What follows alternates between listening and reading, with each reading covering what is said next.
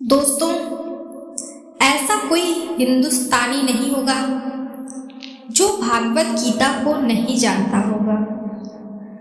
भागवत गीता एक ऐसा धार्मिक ग्रंथ है जो मनुष्य को जिंदगी को सही जीने का मार्ग बताता है।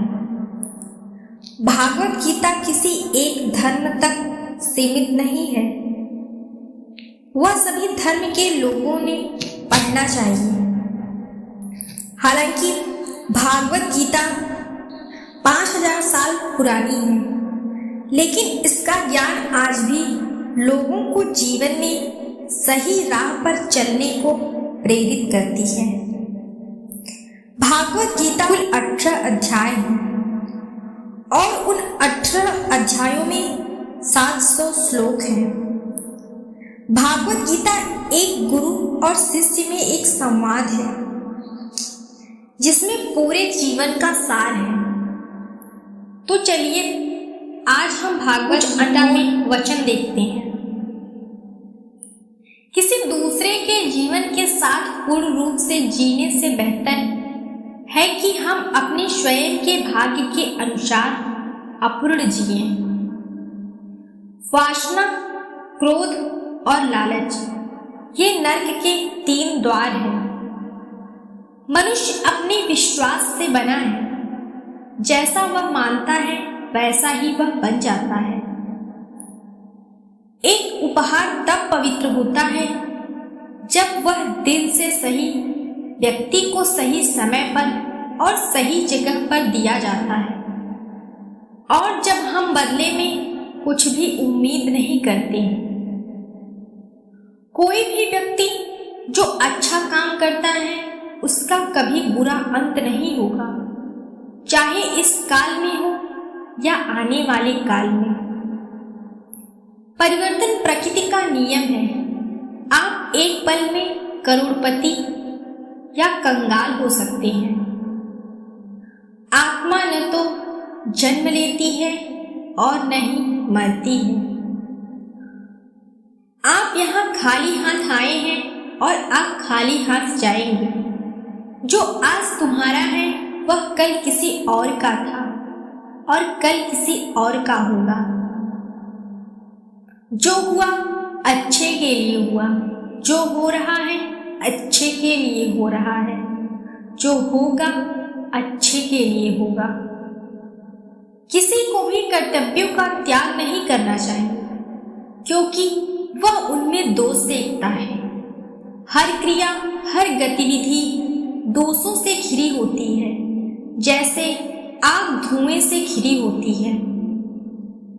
हमेशा दूसरों के कल्याण को ध्यान में रखकर अपना काम करें। इस जीवन में कुछ भी खोया या व्यर्थ नहीं है। हमेशा संदेह करने वाले के लिए न तो इस दुनिया में और न ही कहीं और कोई खुशी है।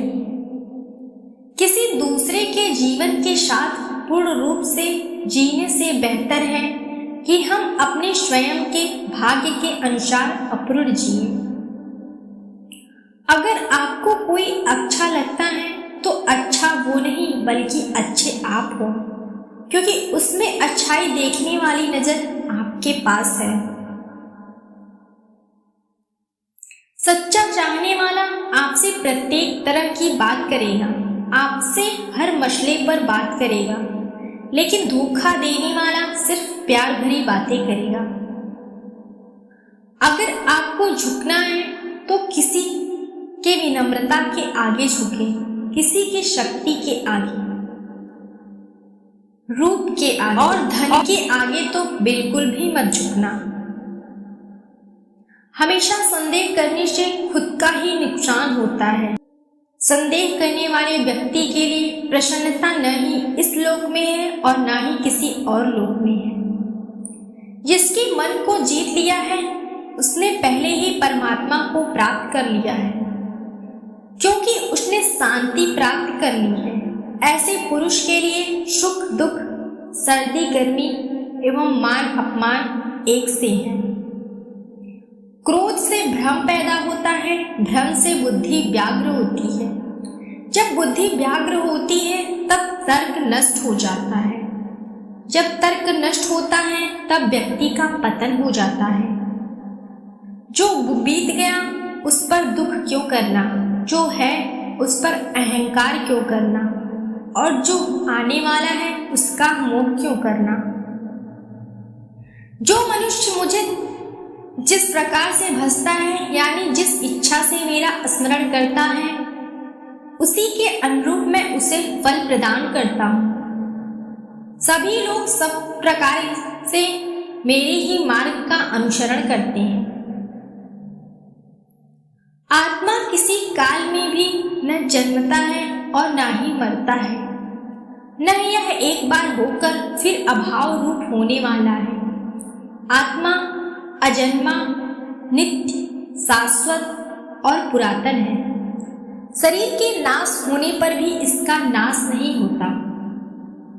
जब भविष्य धुंधला पड़ने लग जाता है तब आपको अपने वर्तमान में ध्यान केंद्रित करने की आवश्यकता है।